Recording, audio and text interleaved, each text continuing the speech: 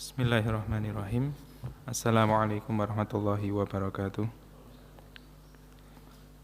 Innal hamdalillah nahmaduhu wa nasta'inuhu wa nastaghfiruh wa na'udzu billahi min syururi anfusina wa min sayyiati a'malina. May yahdihillahu fala mudhillalah wa may yudlil fala hadiyalah. Asyhadu an la ilaha illallah wahdahu la syarikalah wa asyhadu anna Muhammadan abduhu wa rasuluh. Allahumma sholli ala Muhammad wa ala ali Muhammad amma ba'du. Fa ya ibadallah usikum bi nafsi bi taqwallahi faqad fazal muttaqun. Alhamdulillah, pada malam hari ini kita melanjutkan kajian surat Al-Baqarah terakhir ayat 229 nggih. Sekarang ayat 230.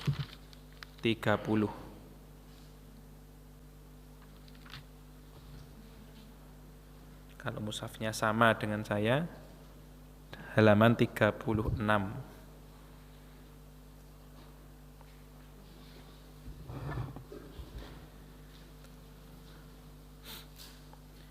Jadi saya mulai dengan penerjemahannya terlebih dahulu. A'udzu billahi minasyaitonir rajim. Fa'in maka jika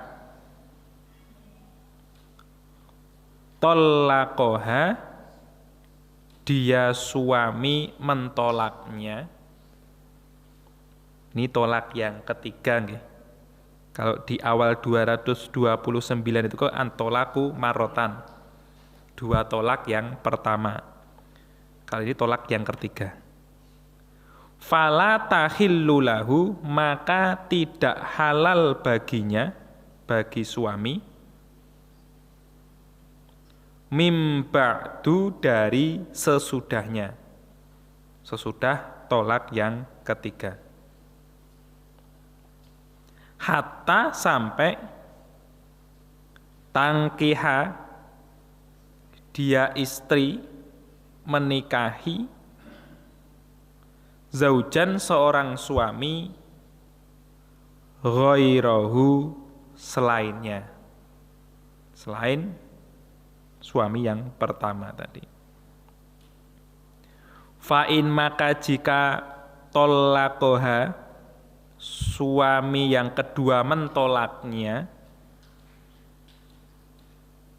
fala junaha maka tidak ada dosa alaihima atas keduanya. Keduanya di sini suami yang pertama dan istrinya tadi yang sudah diceraikan oleh suami kedua. Ayyataraja'a bahwasanya keduanya rujuk, keduanya balik. Indonna jika keduanya menyangka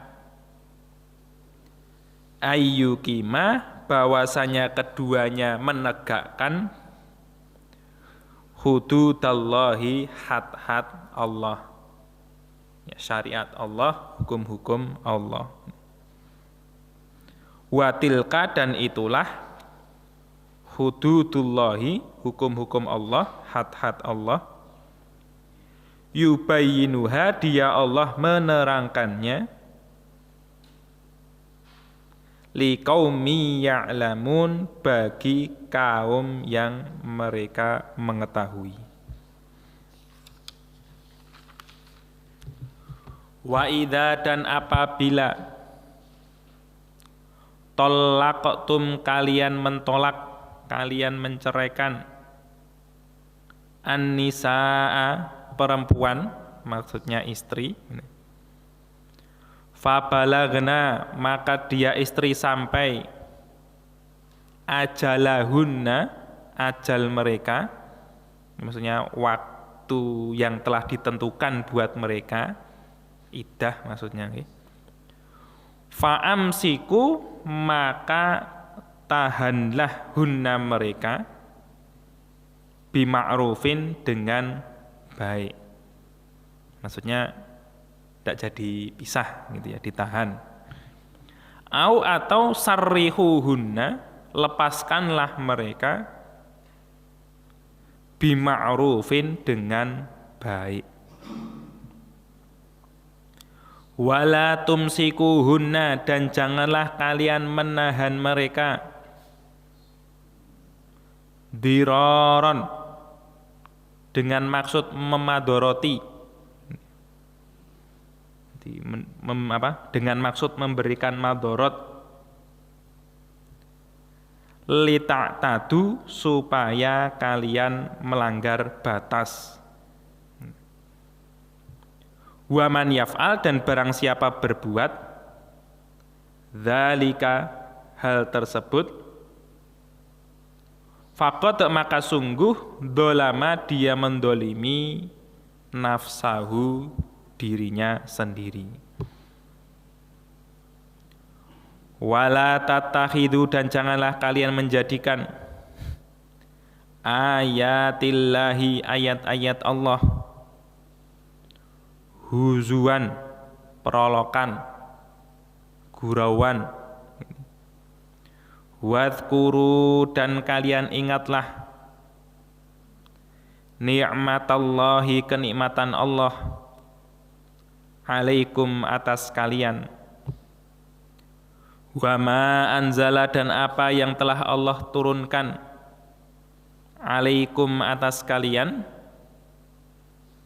minal kitabi dari kitab, maksudnya Al-Quran, wal hikmati dan hikmah, ya'idukum dia Allah menasehati kalian bihi dengannya, dengan kitab dan hikmah tadi. Wattaqullah dan bertakwalah kepada Allah. Wa'lamu dan ketahuilah annallaha bahwasanya Allah bikulli syai'in dengan segala sesuatu alimun maha mengetahui. Satu ayat lagi. Wa idza dan apabila tolaqtum kalian mentolak, menceraikan an-nisaa perempuan, maksudnya istri, fabalaghna maka mereka sampai ajalahunna ajal mereka, batas waktu mereka. Fala ta'dulu maka janganlah kalian di sini maksudnya kalian para wali, maka janganlah kalian para wali melarang mereka istri yang dicerai tadi, ayyangkihna bahwasanya mereka menikahi azwajahunna suami-suami mereka. Idza apabila tarodau mereka rela bainahun di antara mereka bil ma'rufi dengan baik. Dzalika hal itu yu'adzu bihi dinasehati dengannya man orang yang kana adalah dia minkum dari golongan kalian yu'minu billah dia beriman kepada Allah wal yaumil akhiri dan hari akhir. Dalikum hal tersebut gitu ya. Aska itu ya lebih suci gitu ya. Lakum buat kalian wa athhar dan lebih suci, secara bahasa sama. Wallahu dan Allah ya'lamu dia mengetahui, wa antum dan kalian la ta'lamuna tidak mengetahui. Sampai ayat ini dulu. Kalau sekilas dari terjemahannya memang ayat-ayat tentang tolak ini jelas nih. Artinya jelas itu di syariatnya itu disampaikan langsung oleh Allah Subhanahu wa taala secara rinci gitu ya. Jadi sekiranya kita baca terjemahannya kadang-kadang sudah bisa dipahami apa maksud dari ayat-ayat ini. Jadi masih membahas tentang tolak seperti yang masih bersambung dengan pertemuan yang kemarin nggih. Kalau di pertemuan kemarin membahas tentang tolak pertama dan tolak yang kedua, yaitu tolak cerai yang masih ada kemungkinan balik rujuk. Maka kalau di ayat yang kemarin fa imsakun bi ma'ruf au tasrihun bi ihsan. Kalau mau ditahan, dipertahankan pernikahannya itu ya harus dengan niatan yang baik, dengan perlakuan yang baik. Kalau mau dilepaskan, artinya selesai masa iddah kemudian sudah tidak menjadi istrinya lagi, ya dengan jalan yang baik. Salah satu jalan yang baik diterangkan oleh Allah selanjutnya, tidak boleh suami mengambil sesuatu yang telah diberikan kepada istri. Terutama di sini soal mahar gitu ya. Mahar yang telah diserahkan oleh suami ketika nikah, dan juga ya barang-barang lain kalau sudah diserahkan istri menjadi hak istri ya tetap miliknya, tidak terikat dengan status dia menjadi istri atau status dia menjadi mantan istri gitu enggak. Nah, kemudian yang 230 lebih ke arah keterangannya pada tolak yang ketiga. Karena dibatasi dalam Islam tolak itu cuma 3, tidak sebagaimana yang dilakukan oleh orang-orang jahiliyah, tolak itu sesuka mereka sendiri. Selagi tidak mereka lepaskan, mereka benci kepada istrinya tersebut, ya terus ditahan gitu ya. Artinya statusnya tetap menjadi istri, tetapi tidak dinafkahi, tidak diperlakukan dengan baik. Tapi Islam itu memberikan solusi perceraian, tetapi dengan batas-batasannya, tetapi dengan aturan-aturannya. Maka fa'in tolaqoha, jika mentolaknya, menceraikannya yang ketiga, fala tahillu lahu mim ba'du, tidak halal bagi si suami sampai kapanpun gitu ya. Artinya sudah selesaikah masa iddah atau belum selesai masa iddah, tidak boleh lagi mendatangi istrinya ya. Kalau sudah tolak yang terakhir, tolak yang ketiga. Tetapi di situ dibatasi oleh Allah Subhanahu wa taala, hatta tangkiha zaujan ghairahu, sampai istri tadi yang ditolak ketiga tadi itu menikahi suami yang lain gitu ya. Artinya sudah menikah dengan suami yang baru. Dan tentu dalam syariat di sini tidak diperbolehkan atau tidak dihalalkan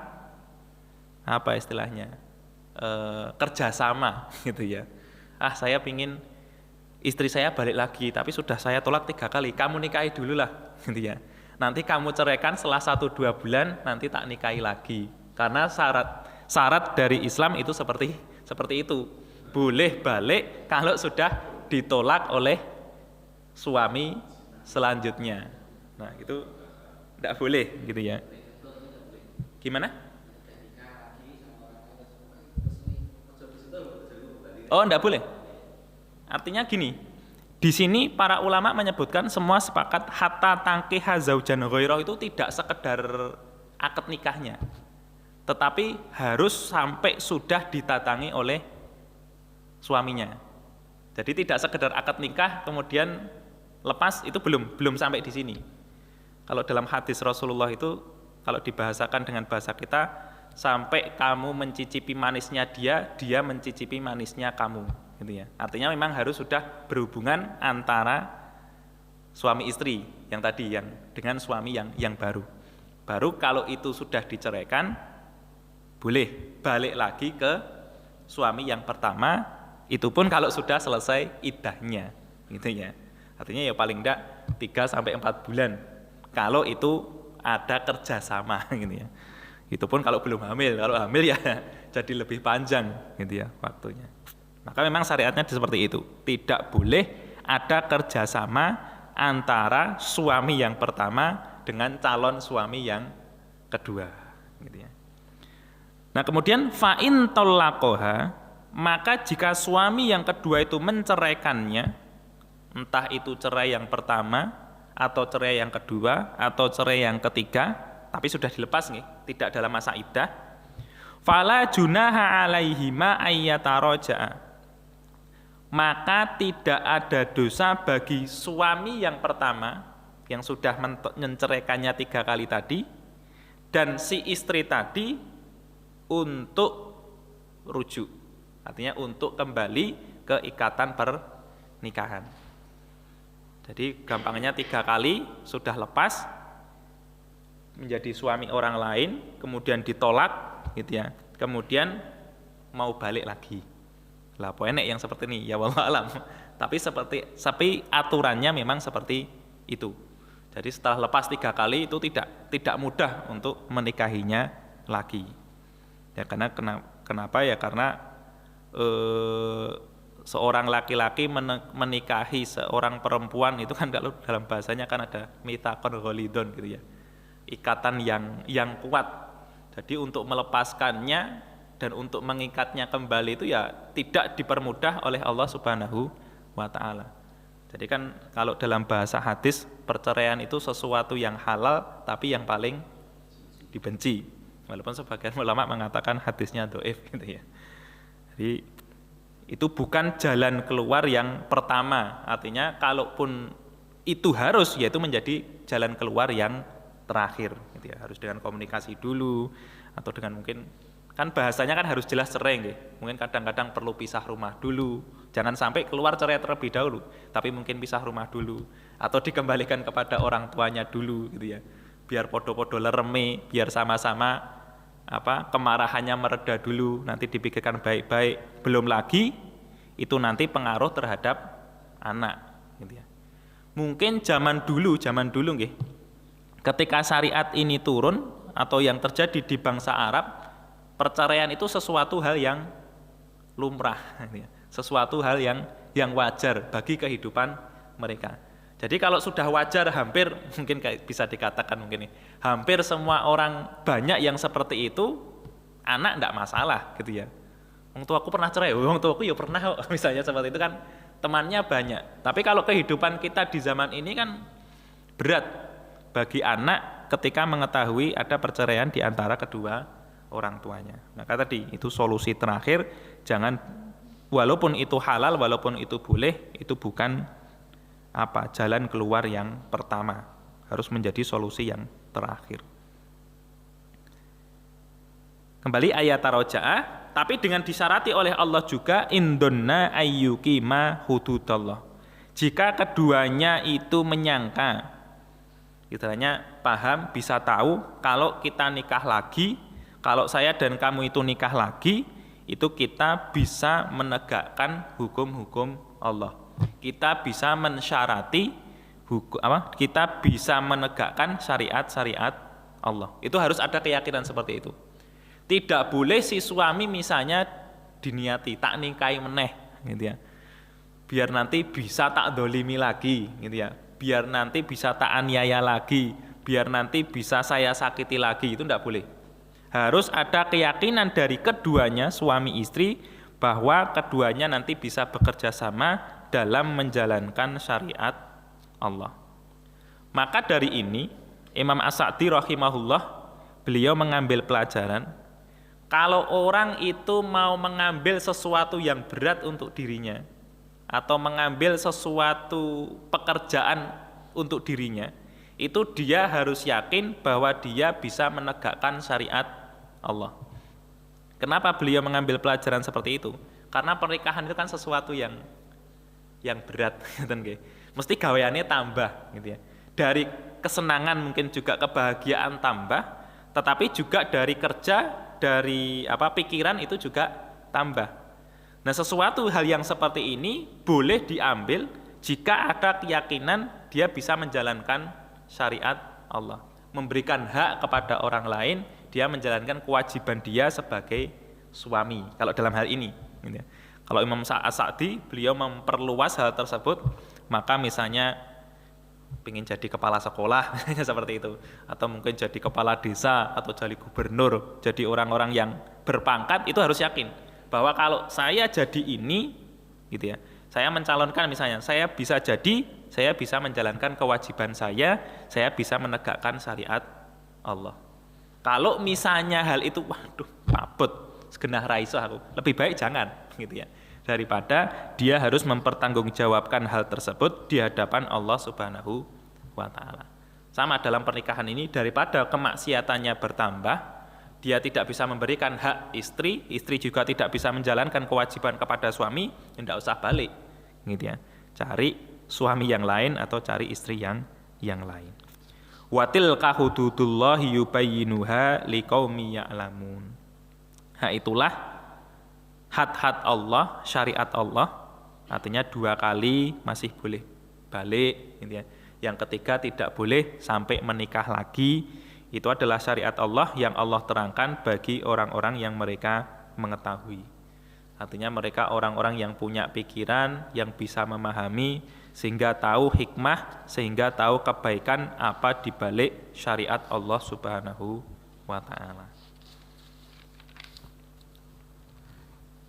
Kita lanjutkan ke ayat 231. Wa in talaqtumun nisa, jika kalian mentolak perempuan, istri. Ini maksudnya tolak pertama dan kedua. Kembali lagi ke pembahasan tolak pertama dan tolak kedua. Fabalagna ajalahunna, maka mereka hampir sampai selesai masa iddah mereka. Ini belum sampai. Dalam tafsir disebutkan hampir sampai. Kalau sudah sampai, sudah habis masa iddahnya, gitu ya, belum dirujuk ya udah lepas. Tapi di sini maksudnya ketika sudah mendekati selesainya masa iddah, maka fa'amsikuhunna bima'ruf aw sarrihuhunna bima'ruf. Jadi ini memang penekanan dari Allah, dari pengulangan atau penekanan ayat 229 nggih. At-talaqu marratan fa'imsakun bima'ruf aw tasrihun biihsan. Ini diulangi lagi. Fa'amsikuhunna bima'rufin aw sarrihuhunna bima'ruf. Jadi memang dalam pernikahan itu dipertahankan atau dilepaskan itu dengan cara yang baik. Semarah apapun misalnya sampai menimbulkan perceraian, itu kan ada suatu kemarahan yang sangat, gitu ya. Sudah tidak bisa dikompromikan lagi, harus pisah, ya harus pisah dengan cara yang baik. Kalaupun dipertahankan juga harus ada niatan yang baik dalam hal tersebut.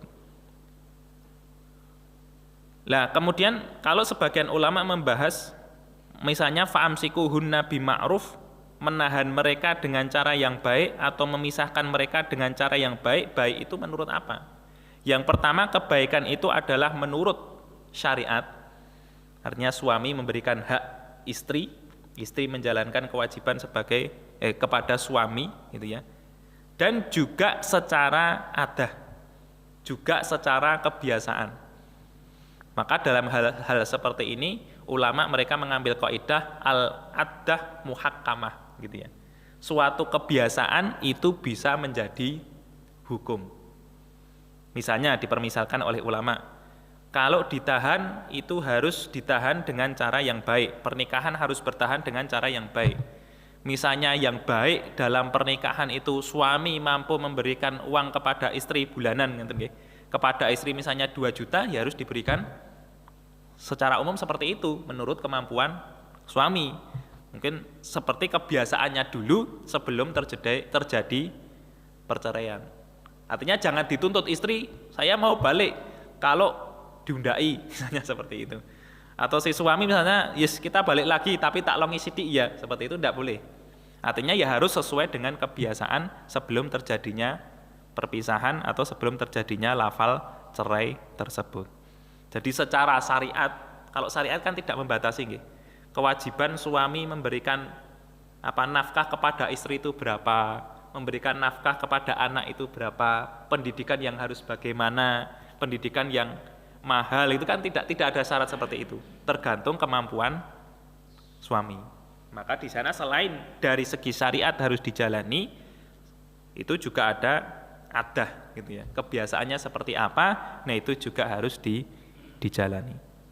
Sama seperti Rasulullah Shallallahu Alaihi Wasallam mungkin bersabda dalam sebuah hadis, mangka nayuk minu billahi wal yaumil akhir fal yukrim jarohu. Barang siapa beriman kepada Allah dan hari akhir, hendaklah dia memuliakan tetangganya. Nah, memuliakan tetangga itu bagaimana? Ya kebiasaan lokasi kita bagaimana, gitu ya.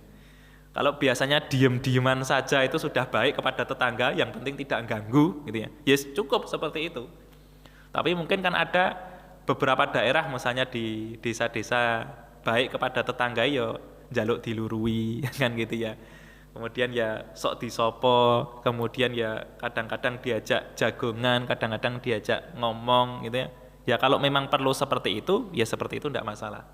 Tapi kalau sekiranya tidak sama-sama sibuknya, gitu ya, mungkin berangkat kerja pagi, kemudian sore sudah capek, tidak bisa kalau bahasa Jawa niku serawung, serawung dengan tetangga, tapi yang penting tidak mengganggu, itu sudah dianggap cukup oleh mereka, ya batasannya seperti itu tidak masalah. Artinya ada kebiasaan-kebiasaan yang menjadi hukum dalam hal-hal tertentu. Kembali ke ayat ini, ditekankan oleh Allah Subhanahu wa taala, wala tumsikuhunna diraran lita'tadu. Janganlah kamu menahan mereka, artinya sebelum selesai masa iddah dirujuk, gitu ya, dengan niatan memberikan madorot kepada mereka. Jadi kalau saya permisalkan kemarin, supaya iddahnya semakin panjang. Jadi iddahnya hampir selesai, dirujuk, kemudian setelah beberapa hari atau beberapa pekan dicerai lagi, biar iddahnya tambah lama. Nah itu tidak boleh. Lita'tadu, supaya kalian melanggar, artinya supaya melanggar itu kalian jadi orang yang melanggar kalau kalian melakukan hal tersebut. Kalian meniatkan kemadorotan dalam rujuk, nah itu kalian telah melanggar aturan Allah Subhanahu wa ta'ala. Wa may yaf'al dzalika faqad dzalama nafsah. Ini kaidah secara umum nggih. Barang siapa melanggar aturan Allah, barang siapa ini melanggar aturan Allah dengan mendolimi orang lain, misalnya gitu ya, itu sesungguhnya dia telah mendolimi dirinya sendiri. Itu kaidah secara umum. Tidak cuman dalam hal cerai saja, gitu ya.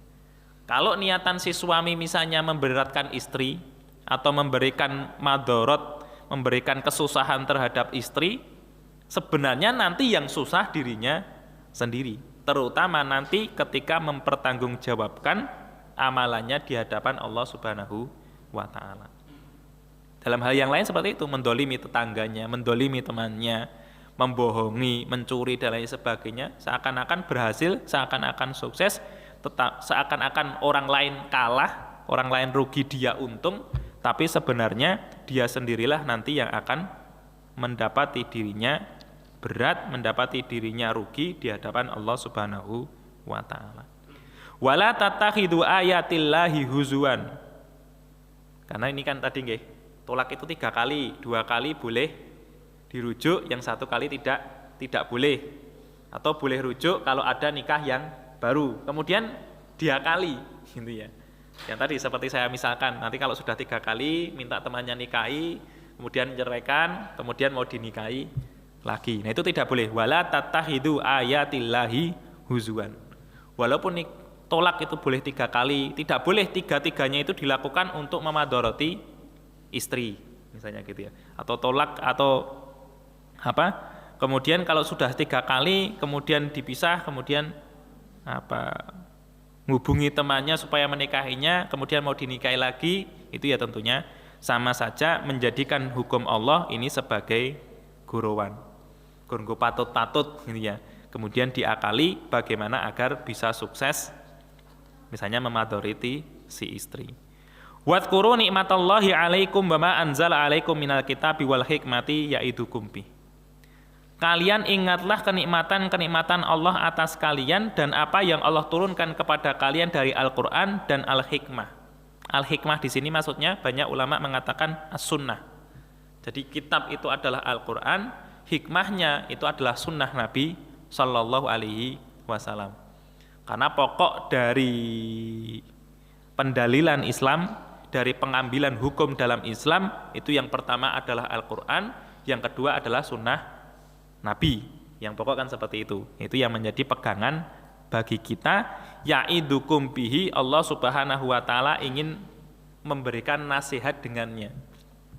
Artinya ingin kita itu jadi baik, ingin kita itu jadi sukses dengan Al-Qur'an dan dengan sunnah Nabi sallallahu alaihi wasallam.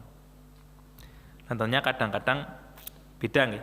Kalau kita amati dari kehidupan sahabat itu dari masa jahiliyah ke masa Islam itu kan perubahannya pesat gitu ya.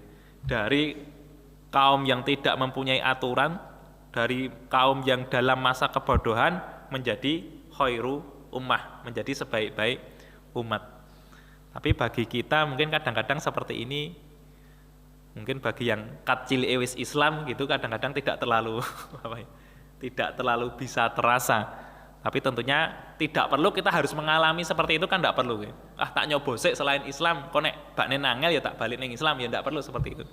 Tapi kita melihat dari kehidupan orang lain, kita mengambil pelajaran dari kehidupan orang lain supaya tidak mendapatkan kesusahan seperti bagaimana yang mereka dapatkan, terutama nanti dalam kehidupan akhirat.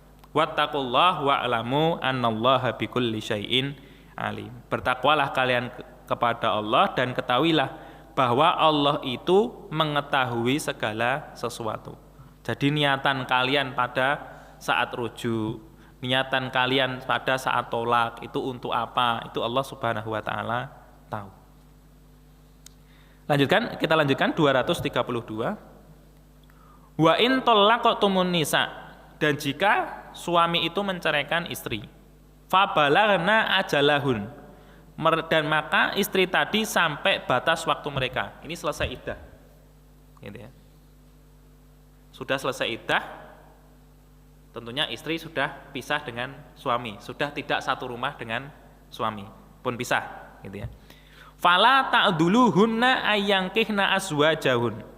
Maka para wali perempuan yang sudah dicerai ini tidak boleh melarang dia ya mungkin putrinya atau siapa yang dalam perwalian dia untuk kembali menikahi mantan suaminya. Bisa dipaham nggih? Karena kalau sudah selesai masa iddah itu harus dengan nikahun jadid, harus dengan pernikahan yang baru. Kalau belum selesai iddah, boleh langsung balik rujuk. Tapi kalau masa iddah sudah selesai, harus ada nikah baru. Nikah baru itu ya harus ada akad baru, harus ada saksi, harus ada mahar, harus ada wali. Wali harus mengizinkan. Maka dari sini ulama mengatakan ini menjadi dalil bahwa janda, gitu ya, perempuan yang dipisah oleh suaminya entah karena kematian atau karena cerai itu tetap membutuhkan wali. Karena sebagian ulama mereka memandang kalau sudah janda itu boleh nikah lagi tanpa wali. Ada sebagian yang berpendapat seperti itu. Tapi kalau menurut ayat ini, menurut banyak ulama ini menunjukkan dia itu gadis atau janda maka tetap perlu dengan wali. Nah di sini pembahasannya di walinya. Kalau seumpama perempuan ini mau nikah baru itu maksudnya kembali ke suaminya yang lama dengan perjanjian yang baru, maka wali tidak boleh melarangnya, wali tidak boleh ngebot-ngeboti, gitu ya. Ojo to nduk, misalnya seperti itu. Wis dicerai kok yo gelem balik. Artinya si wali ini marah gitu ya, anyel dengan suaminya yang telah menceraikan anaknya mungkin seperti itu, dan ya entah bahasanya trauma atau khawatir kalau diceraikan lagi, sehingga melarang siapa yang dalam perwaliannya, entah itu putrinya, entah itu adiknya atau orang lain, untuk menikahi mantan suaminya. Tapi dalam ayat ini, fala ta'duluhunna ayyangkihna azwajahun. Artinya wali-wali itu jangan melarang. Istigaya gampang wae gitu ya. Kalau melihat di situ ada maslahat, perlu ada perjanjian, perlu ada ikrar gitu ya. Nah, kamu kalau mau jadi suaminya lagi bisa baik apa enggak? Mau kamu apakan putri saya misalnya seperti itu boleh gitu ya. Tapi kalau dilarang pokoknya rasah kalau liane wae, menurut ayat ini tidak boleh gitu ya. Ganti sing liane wae ya akeh misalnya seperti itu. Tidak boleh. Itu dilarang oleh Allah Subhanahu wa taala. Tapi di situ juga ada syaratnya memang. Idza taradau bainahum bil ma'ruf. Jika kerelaan di antara mereka berdua dengan baik. Artinya kalau sing ngojok-ngojoki malah orang tuanya ya juga ndak boleh gitu ya. Mbok balik wae misalnya seperti itu. Pak Nen yo nek wis pisah kan yo susah gitu ya, nek balik meneh kan kok yo penak meneh ya. Orang tua di sini sebagai wali memang tidak boleh melarang. Tapi misalnya memberikan masukan, memberikan pertimbangan boleh. Yang harus menjalankan persetujuan ini balik lagi atau tidak, nikah lagi dengan perjanjian yang baru lagi atau tidak, ya antara mereka berdua, suami dan istri. Sekiranya bisa menegakkan hukum Allah, sekiranya bisa menjalani syariat Allah, ya balik lagi tidak masalah. Orang tua ya merelakan saja tetap menjadi walinya. Jangan sampai nek kowe nikah meneh aku mau jadi wali misalnya seperti itu. Karena marahnya dengan mantan suaminya tadi itu tidak boleh. Ya, kalau ada kesepakatan baik, di sana sudah ada ikrar baik, mungkin kalau ada kedzaliman tidak akan diulangi, ya diserahkan kepada mereka berdua mau balik atau tidak. Dzalikum yu'adzu bihi man kana minkum yu'minu billahi wal yaumil akhir. Nah, aturan ini itu nasihat dari Allah Subhanahu wa taala bagi kalian yang beriman kepada Allah dan hari akhir. Kenapa Allah Subhanahu wa taala mengaitkan ini dengan keimanan? Karena biasanya yang sesuatu diperingatkan secara khusus oleh Allah, beriman dengan Allah dan hari akhir itu sesuatu yang tidak gampang. Artinya seorang wali itu tidak gampang untuk menerima mantan suami putrinya, misalnya seperti itu kan tidak gampang nggih. Piye to wis dhisik wis apik-apik tok pisah saiki kok balik meneh gitu kan tidak begitu mudah. Maka dikaitkan oleh Allah. Ini aturan Allah, ini keinginan Allah agar manusia itu menjadi baik bagi orang yang beriman kepada Allah dan hari akhir. Dzalikum askalakum wa athhar. Hal tersebut itu lebih bersih, lebih suci bagi kalian. Lah suci dan bersih itu sebagian ulama mengaitkan dengan keberkahan. Gitu ya. Kalau ini dijalani oleh wali gitu ya, itu insya Allah lebih berkah, lebih mendapat keridhaan Allah Subhanahu wa taala. Atau bisa jadi kalau wali ini menghalang-halangi, malah terjadi hal yang tidak-tidak antara mantan istri dan mantan suami, gitu ya. Just istilahnya dua-duanya wis lerem kemarahannya, pingin balik lagi, masih ada cinta lagi, kok dihalang-halangi oleh orang tua, gitu ya. Atau mungkin untuk kebaikan si anak kok dihalang-halangi oleh orang tua, itu malah nanti menjadi kemaksiatan yang lain, menjadi pelanggaran yang lain. Mungkin si mantan suami marah jadi kepada mertuanya, mantan mertuanya gitu ya. Juga anak putrinya itu marah kepada orang tuanya kok tidak diizinkan lagi. Nah, itu untuk menahan hal-hal tersebut, maka Allah Subhanahu wa taala menjelaskan dzalika askalakum wa athhar. Lebih suci bagi hati kalian, lebih bersih bagi diri-diri kalian. Wallahu ya'lamu wa antum la ta'lamun. Allah itu lebih tahu sedangkan kalian itu tidak tahu. Artinya kembali kepada wali, mungkin dalam pikiran wali wis mbok liyane to, rasanya kan seperti itu. Mosok balik meneh, tapi Allah tahu bahwa kalau keduanya itu sudah bersepakat saling ridho, saling rela untuk balik lagi, lebih banyak maslahatnya dalam hal tersebut daripada mungkin nikah dengan orang yang lain.